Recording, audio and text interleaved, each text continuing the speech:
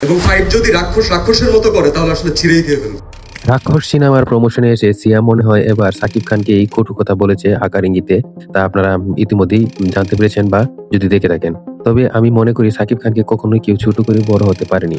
তিনি বলেছেন প্রমোশনে এসে, এবার আমি দৌড় দেখেছি অনেকেরই, এবার আমিও দৌড় দেখাবো এবং অনেকের খেলাই আমি দেখেছি, এবার খেলা দেখাবো।